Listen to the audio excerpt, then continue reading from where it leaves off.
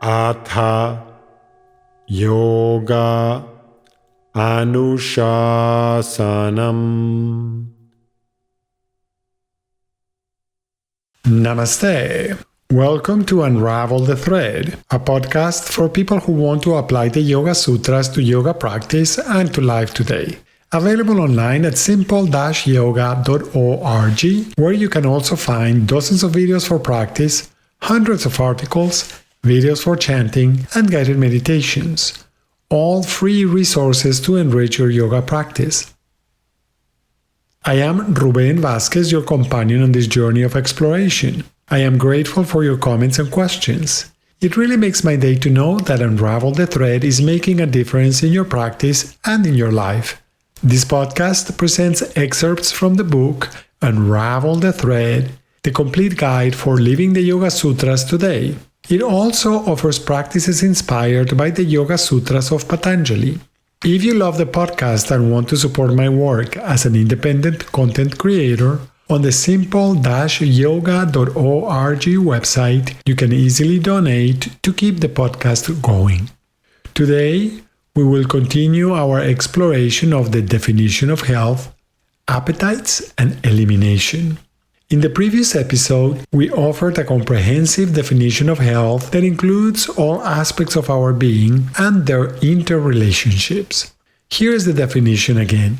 Health is the harmonious integration of adequate appetites, efficient elimination, optimal posture, graceful movement, cheerful attitude, calm mind, and compassionate interaction. In this episode, we will explore the first two elements of our definition: adequate appetites and efficient elimination. Let's begin by considering that all natural processes have two complementary aspects, input and output.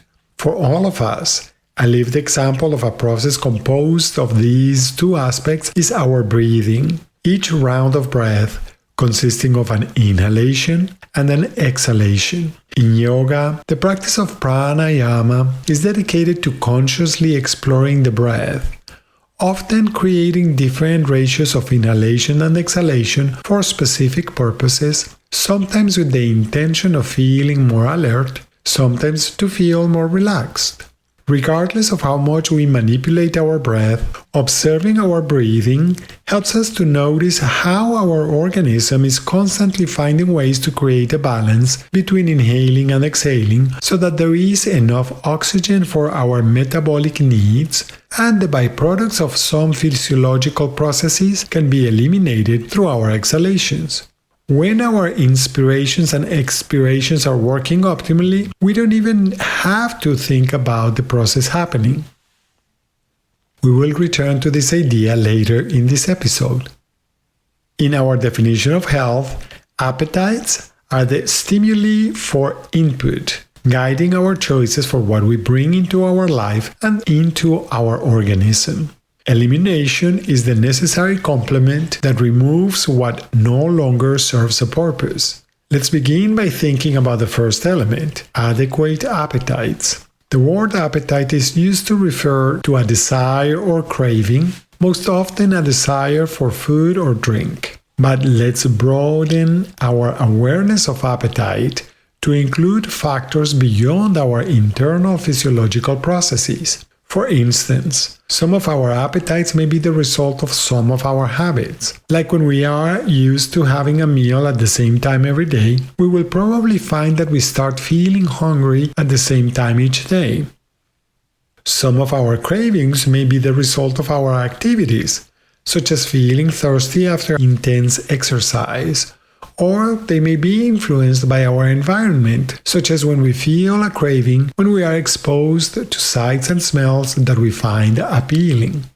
It is important to remember that there are cravings beyond food and drink, such as sexual cravings, and emotional cravings, such as the need to feel cared for, to be seen and heard, or to make meaningful connections with other people. Some people also experience cravings for activities that produce excitement or similar sensations. Like our appetite for food and drink, these cravings can be influenced by our habits, our environment, and our emotional states. Do you think it might be useful to pay attention to your appetites? What happens when you observe your cravings on a regular basis? Do you notice any patterns? For example, that certain activities, environments, or emotions seem to trigger some of your cravings? Are there any relationships between your physical, mental, and emotional cravings?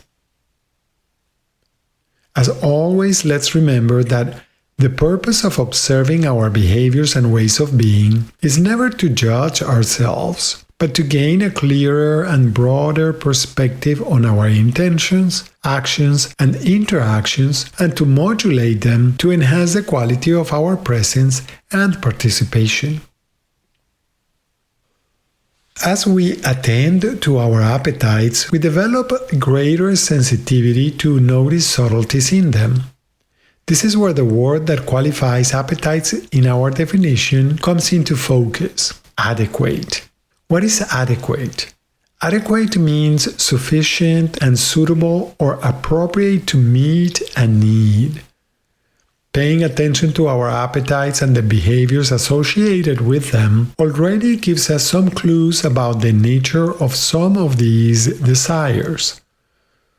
We might notice that we crave engaging with the information and applications on our mobile devices more often when we are bored, or that we crave food when we feel certain emotions.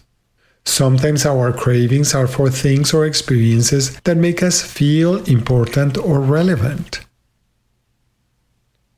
As we become more adept at noticing all kinds of cravings, would it be useful to ask ourselves what need each craving fulfills? Might this be a useful way of discerning the difference between our wants and our needs? Could the yamas of fairness and generosity, asteya, and simplicity, aparigraha, and the niyama of contentment, samtosha, provide useful guidance for modulating our appetites? Would it be helpful to stop and pay close attention to what we are feeling so that we can savor all the sensations associated with that appetite? Another useful question is, does savoring confirm that our appetite was fulfilling a real need?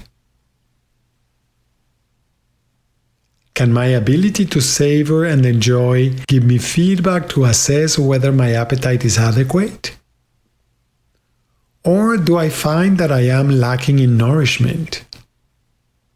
Perhaps the opposite could happen, that we might find that we are consuming more than is satisfying. Now let's shift our attention from our adequate appetites to the complement of the process, efficient elimination.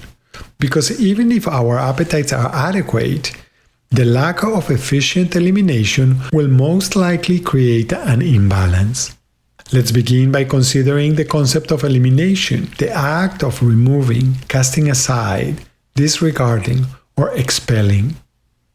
Whatever we bring into our mental, physical, and emotional being must be processed, digested, assimilated, leaving a residue, either what couldn't be processed or a byproduct of the digestion and assimilation processes.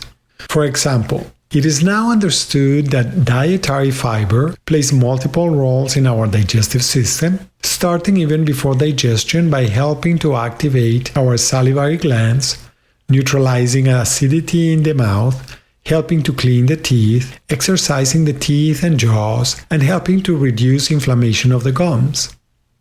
Dietary fiber also influences the rate of digestion, the assimilation of nutrients, while feeding the good bacteria in the gut and facilitating the passage of waste out of our system.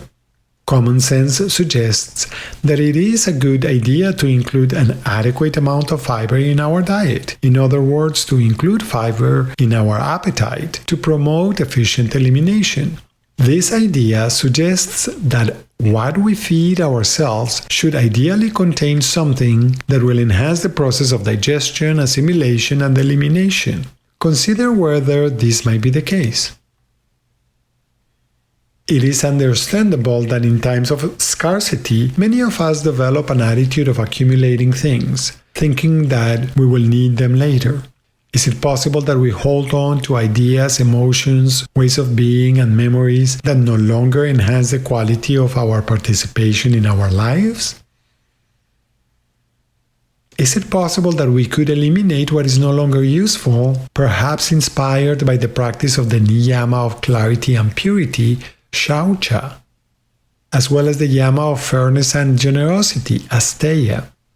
Is it possible that what we hold on to gives us a sense of security while also becoming a burden, something that we need to carry and maintain, like when we have a possession that we never use but that we think we could possibly use? Such possession will probably require maintenance to be usable, so it requires our energy and attention even when we do not use it. Is something like that enhancing the quality of our participation in our life? In some cases, we may discover that some of what we are holding on to could be of use to somebody else. Could this be an avenue for efficient elimination? Through the practice of yoga, we develop the skill of observing all aspects of ourselves, including what we are thinking and what we are feeling. Our practice can help us notice when we hold on to old regrets, resentments, and fears that are no longer necessary. Could these old ideas be an obstacle to our health? If so, can we explore what we are resisting to let go of what we no longer need? What other aspects of our life could benefit from efficient elimination? As we explore this idea of elimination, it may be useful to consider how we go about this process. One way is to sow the seeds of elimination during our conscious response to our appetites, as we mentioned in the example of the role of nutritional fiber in our bodies. Another way is to see elimination as a useful and necessary part of all our appetites.